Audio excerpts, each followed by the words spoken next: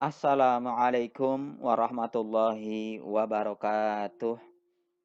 Bismillahirrahmanirrahim. Alhamdulillahirabbil alamin. Allahumma sholli ala sayidina Muhammad. Anak-anakku semuanya, mudah-mudahan Allah senantiasa memberikan kepada kita kesehatan dan juga kesempatan sehingga kita bisa beraktivitas sebagaimana biasanya. Anak-anakku, sebelum kita memulai pembelajaran ini, kita baca doa belajar bersama. Bismillahirrahmanirrahim. Raditu billahi rabba wa bil islami dina wa bi Muhammadin nabiyya wa rasula. Rabbi zidni ilma warzuqni fahma. Amin. Adapun materi untuk bab kelima ini yaitu sumber hukum Islam. KD-nya 3.8. Menganalisis kedudukan Al-Quran, hadis, dan ijtihad sebagai sumber hukum Islam. Kita ulas. Hukum. Hukum adalah undang-undang, peraturan, dan sebagainya untuk mengatur pergaulan hidup masyarakat. Sumber hukum yaitu segala apa saja yang menimbulkan aturan-aturan yang mempunyai kekuatan mengikat dan bersifat memaksa. Sumber hukum Islam adalah segala sesuatu yang dijadikan dasar, acuan, atau pedoman syariat. Sumber hukum Islam yaitu Al-Quran, hadis, dan ijtihad.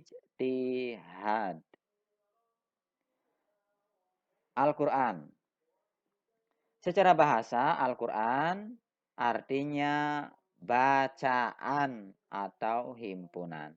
Secara istilah, Al-Quran adalah kitab suci umat Islam yang berisi firman-firman Allah Subhanahu wa Ta'ala yang diwahyukan dalam bahasa Arab kepada Nabi terakhir, yaitu Nabi Muhammad SAW, dan membacanya adalah ibadah. Isi kandungan Al-Quran yang pertama i'tiqadiyah, yaitu hukum-hukum tentang keimanan. Yang kedua khuluqiyah, hukum-hukum tentang akhlak. Yang ketiga amaliyah, yaitu tentang pelaksanaan syariah. Di mana amaliyah ini terdiri dari dua macam. Yang pertama ibadah, hukum yang mengatur manusia dengan Allah. Yang kedua muamalah, hukum yang mengatur antar manusia. Kedudukan Al-Quran. Yang pertama, sumber hukum pertama dan utama. Penegas di bidang akidah dan ibadah.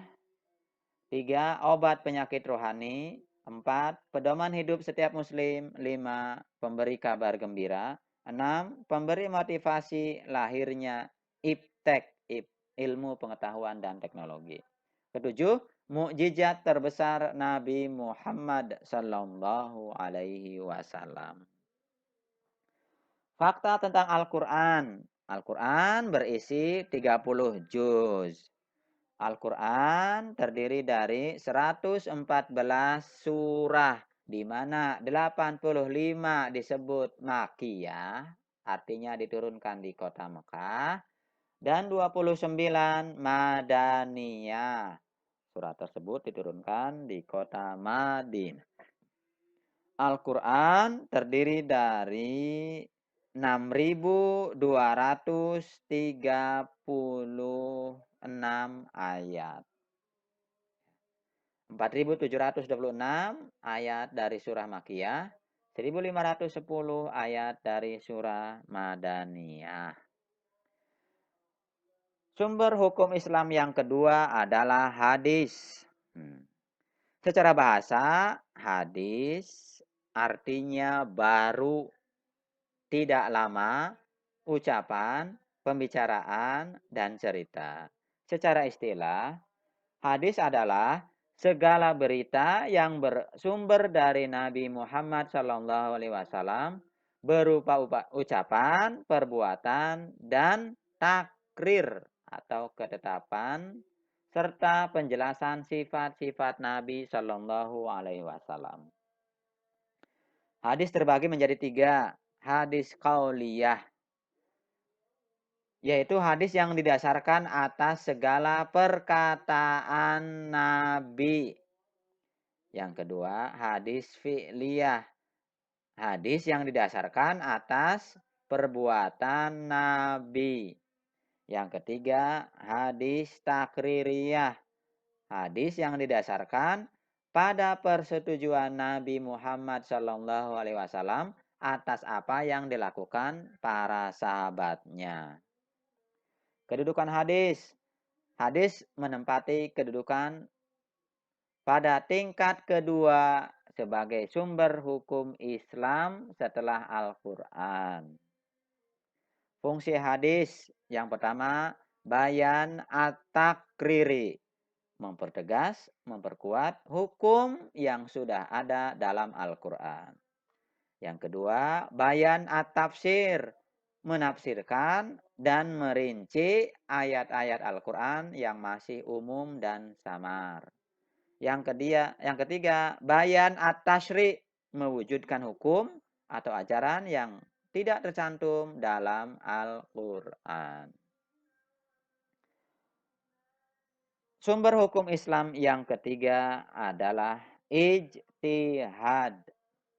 Secara bahasa, ijtihad artinya sungguh-sungguh.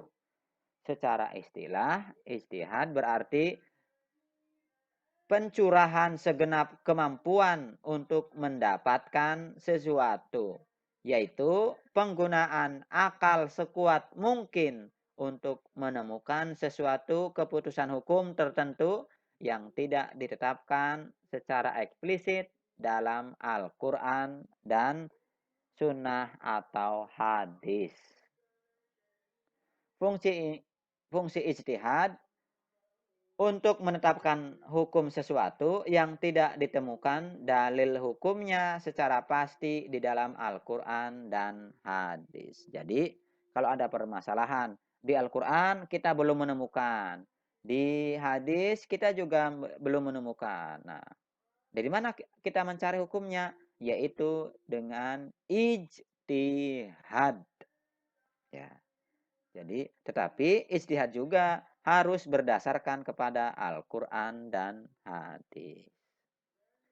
Hikmah ijtihad, menghidupkan pikiran manusia untuk berkembang dan berpikir dengan seksama, mengatasi dan memecahkan masalah yang ditemui, memelihara kepentingan-kepentingan esensial dalam kehidupan, sebagai alat pencari kebenaran terhadap masalah yang timbul, sebagai salah satu metode atau jalan terbaik dalam mempertimbangkan ayat Al-Quran.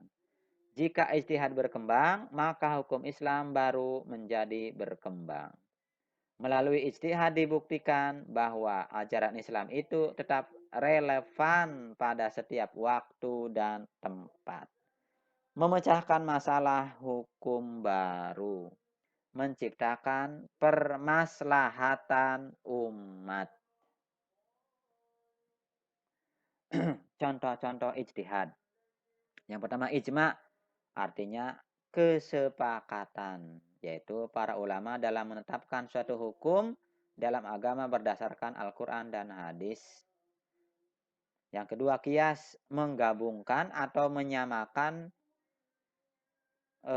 artinya menetapkan suatu hukum atau suatu perkara yang baru yang belum ada pada masa sebelumnya namun memiliki kesamaan dalam sebab, manfaat, bahaya, dan berbagai aspek dengan perkara terdahulu sehingga dihukumi sama.